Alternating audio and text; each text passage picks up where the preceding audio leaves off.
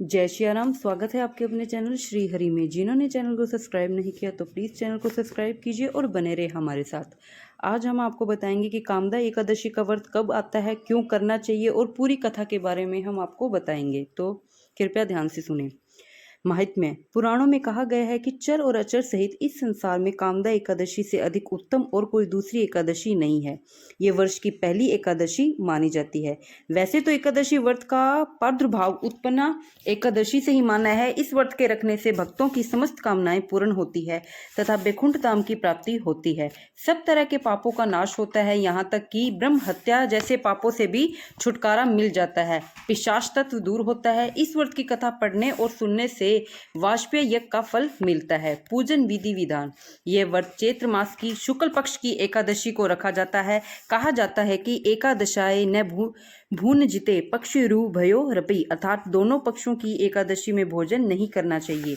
दशमी को यानी कि व्रत के पहले दिन जौ गेहूं मूंग से बने पदार्थ दोपहर के भोजन में ही एक बार सेवन करने का विधान है। एकादशी के दिन प्रातः जल्दी उठकर स्नान आदि से निवृत्त होकर स्वच्छ वस्त्र पहने, दिन भर उपवास रखे, व्रत का संकल्प मामिखिल पप्य पूर्वक प्रीति कामनाएं कामदेशी कादशी व्रतम कृष्यते कहकर रात्रि में भगवान को झूले में बिठाए, फिर धूप दीप पुष्प माला चढ़ाकर पूजन करे। कथावाचक के पश्चात मिष्ठान का भोग लगाकर सबको प्रसाद दे। रात्रि में भजन कीर्तन का जागरण करे और दूसरे दिन पारण करे। उपवास में केवल फलाहार ले और अन्न का सेवन बिल्कुल ही त्याग दे। अब हम आपको कथा के बारे में बताते हैं। इस कथा का उल्लेख श्री पद्म पुराण में राजा दिलीप ने मुनि वशिष्ठ जी को इस प्रकार सुनाई थी। प्राचीन काल में नागलोक के भोगीपुर नाम के नगर में पुंडरीक नाम का एक नागराज राज करता था। उनकी सेवा में गंधर्व, किन्नर और अप्सराएं लगी रहती थी। उसी नगर में ललिता नाम की अप्सरा और ललित नामक गंधर्व पति पत्नी के रूप में निवास करते थे। वह दोनों सदा एक दूसरे के प्रेम में खोए रहते थे। एक दिन किसी सभा में ललित अपनी पत्नी ललिता के बिना गायन कर रहा था। गायन के बीच में अपनी प्यारी पत्नी का सिमरन आ जाने से ललित की जीभ लड़खड़ाने जाने से पदभंग होने लगा, तो नागों में श्रेष्ठ कंकोटिक नामक नाग ने उनके मन की बात ताड़कर उसके पदभंग और असंगत संगीत की चर्चा पुंडरक राजा के सामने कर दी। राजा ने क्रोध में आकर उसको श्राप दिया और कहा कि तू राक्षस होगा, मांस और मनुष्य का भक्षण करेगा, क्योंकि तू मेरे आगे गाता हुआ कामांध हुआ है। राजा के वचन से गंधर्व भयानक राक्षस बन गया। ललिता ने जब अपने पति को इस रूप में देखा तो वह बड़ा ही चिंतित हुआ। वह भी अपने पति के साथ वन में भ्रमण करने लगा। पाप और नरभक्षण करने से उस राक्षस को न दिन में और न ही रात में चैन मिलता था। पति की हालत देखकर ललिता दुखी रहने लगी। एक बार जब भटकती हुई विंध्याचल के शिखर पर पहुंची तो वह वहां शैभृंग मुनि का आश्रम मिला। मुनिराज को ललिता ने अपनी पूर्ण परिचय देते हुए अपना दुखड़ा सुनाया। अपने पति की राक्षस गति से मुक्ति का उपाय जब ललिता ने ऋषि से पूछा तो ऋषि बोले कि इस समय चैत्र मास की शुक्ल एकादशी का दिन है।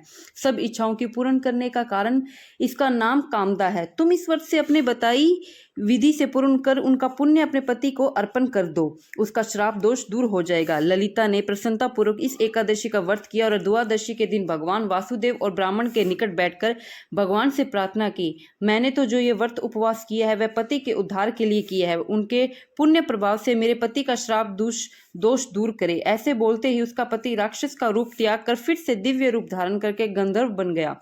फिर उन दोनों पति पत्नी ने पूर्व की भांति वैवाहिक आनंद उठाया। इस प्रकार से वे कामदा एकादशी व्रत के प्रभाव से बड़े सुखी हो गए। तभी से समस्त मनोकामनाओं को पूर्ण करने के लिए यह व्रत किया जाता है। जो भी ये कामदा एकादशी का व्रत कर रहा है, जो करेगा, तो उन्हें ये कथा जरूर सुननी चाहिए और अपने परिवार वालों को सुनाना चाहिए। कई कारणवश क्या होता है कि हम बीमार हो जाते हैं, हम व्रत नहीं कर पाते। कोई बात नहीं, व्रत ना कर सकते तो कोई बात नहीं, आपको कथा सुननी चाहिए और हो सके तो भोजन कम खाए। अगर आप दवाई ले रहे हो कोई बात नहीं, थोड़ा थोड़ा करके भी मतलब आप खा सकते हो। और जितना हो सके तो इस दिन प्याज लहसुन का बिल्कुल भी सेवन ना करें और ना ही एकादशी के दिन चावल खाए। सुबह जल्दी उठकर नहा धोकर भगवान विष्णु का जाप कीजिए। ओम नमो भगवते वासुदेवाय एक माला तो अवश्य करनी चाहिए, खुद भी करें और अपने बच्चों से भी करवाए। और साथ में तुलसी माता के क्यारी में पानी तो बिल्कुल भी मत डालें, क्योंकि एकादशी और रविवार के दिन तुलसी माता की क्यारी में पानी नहीं डाला जाता। इस दिन आप घी का दीपक जलाएं। ऐसे करने से माता प्रसन्न होती है और आपकी जो भी इच्छा होती है वो पूर्ण होती है। और कोई भी आपके द्वार पर एकादशी हो या बड़ी तिथि हो, इस दिन कोई द्वार पर आए आपसे भिक्षा मांगने के लिए, अगर आपके पास है तो उसे दीजिए, अगर नहीं है तो कोई बात नहीं, उससे दुत्कारे नहीं। कोई यूं तो है नहीं कि आज के टाइम में किसी के पास आटा चावल दाल कुछ नहीं है, तो कुछ तो उन्हें भेंट करना चाहिए। और जितना हो सके भजन कीर्तन करना चाहिए, किसी को गाली गलौज नहीं देना चाहिए, क्रोध तो बिल्कुल भी नहीं करना चाहिए जब भी व्रत करे। वीडियो हो सके उतनी शेयर कीजिए, बने रहे हमारे साथ। जय श्री राम, राधे राधे, जय सीताराम।